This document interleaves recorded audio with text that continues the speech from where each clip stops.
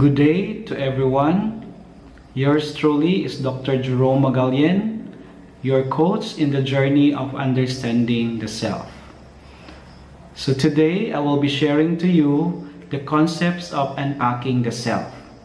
The self, as we know, is a concept or a belief that one has for himself or herself in the aspects of physical, sexual, spiritual, and social being. Today, this concept has widened to include the financial, political, and digital self. The idea of asking who am I is a kind of self-reflection of one's well-being and anything that relate about oneself. The word unpack simply means to explain yourself. With regards to unpacking the self, to unpack means discovering many facets of self, that we have many aspects of self, not just one. We have a self for each and every social situation. We are living in a world where the material and immaterial self are both represented. In the current state of life, we not only live in the physical world, but also we have our virtual world. Our society shapes our behavior in many ways, even more than we realize it. So how do we see and feel about our physical self? What is more important to others? Our inner self or our attractive looks and bodies? Physical self is a concrete dimension, the tangible aspect of the person that can be directly observed and examined. A positive view of self includes understanding that healthy, attractive bodies come in many shapes and sizes. Every person is unique, and that beauty is appreciated differently. It varies from time, culture, and various perceptions about the world. While physical beauty is important, our character or value as a person is still much to count on. Moving on, we will be talking about the second dimension, which is the sexual self. It is defined as individual's evaluation of his or her own sexual feelings and actions. Each one of us has a sexual self. So this involves relationship and the world of sensual experiences. What is the relationship between me and my sexual self? How well integrated is my sexual self into my overall sense of who I am as a person? To what degree that talking about sexual self would limit us because of shame, fear, or pain? These questions are at heart of what I call sexual self. This is awareness on what's going on, whether you are curious and compassionate between you and your sexual self. Further, this aspect of unpacking the self would examine the sexuality, trace the development of secondary sex characteristics, and the human reproductive system, understanding the human sexual response, roles of hormones in the sexual activity, the diversity of sexual behavior, the psychological aspects of sexual desire, sexual orientation, and the gender identity issues, including also the reproductive health and the advantages and disadvantages of family planning. Another dimension that we will be talking is about material and economic self. In this modern time, everything in the society is based upon the idea that consumption should be easy and possible. Many people these days would perceive happiness can be achieved to buying things that they want, most have forgotten that there are things in life that can bring true and lasting happiness apart from becoming overwhelmed with shopping and consumption.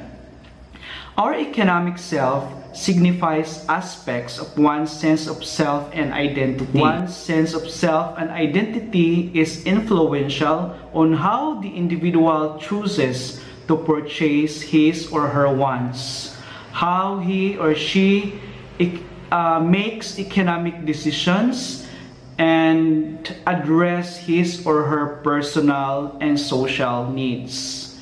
Another dimension to unpack is the spiritual self.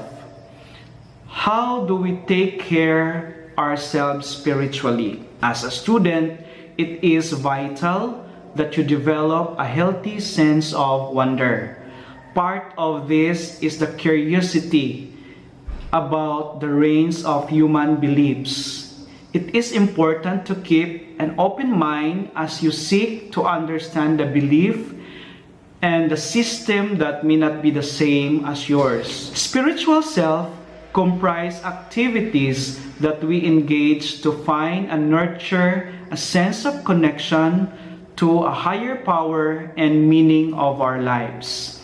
Just as it is essential to nurture your body with food, it is also necessary to nurture your soul with spirit. There are many spiritual paths and spiritual support systems. Some of us may find that one particular spiritual path feels right and helps us find meaning and understanding for life. Others may find spiritual through a blend of different spiritual traditions. Regardless of where you find spiritual meaning, a certain amount of effort and discipline are necessary for establishing and maintaining spiritual nurturance. Whether you are in the midst of a life crisis or experiencing a time of peaceful growth, there are practices that can help you in your spiritual journey. Another dimension is called the political self. Discussing about political self, we tend to focus on our national identity and on being a citizen in our country. The role of culture plays a significant part of our identity. Personality and image count a lot in Philippine politics. That is true. Our politics tend to be framed by how institutions facilitate our personal successes or even rescue us from our desperation. And the last dimension is called digital self. In this technological age, the digital self has become an additional facet of self. It is often called as online life or virtual world. The online life has definitely changed the dynamics of self-identity, especially to the young generation. The digital self is oriented inward and toward the world of thoughts and feelings because others cannot see the online user's observable attributes. People nowadays are able to present themselves online in the manner they want to. This is called self-presentation. Research suggests that self-presentation tends to be superficial. People interact within the digital world where those people you know both online and offline, although familiarity with these people would considerably vary. The social world is socially constructed through interactions between people, rules, categorizations, stereotypes, and so on. Social networks have the power to amplify this human nature. They expand the possibilities of sharing and playing identities. They fulfill the most deeply felt human need of finding a psychological distinctiveness and self-definition in a social context. So here is the question. Do you accept yourself as you are? There are many times when we are stretched, feeling stressed, and sometimes too hard on ourselves. Because of this, we need to unpack self-acceptance and always remind our own self that happiness is right in front of us if we are really paying attention to it. Self-acceptance is being able to accept yourself in entirety, whether you have the good, the weak, and the awesome part of you. Another important thing to consider is to practice forgiveness and compassion towards yourself and others. We all make mistakes. After all, we are human. The experts in life coaching says to live a life where you never accept, learn, and move on from the perceived weaknesses will keep you stuck. So do you accept your strengths? Most of us struggle to shine at whatever potentials that we have because we're afraid of what others might think about us. But accepting our talents is an essential step for self-acceptance and will allow us to see limitations as opportunities rather than as obstacles. Happiness is where you are. True acceptance is the realization that you are what you seek, according to Robert Holden. Remind yourself that happiness is where I am.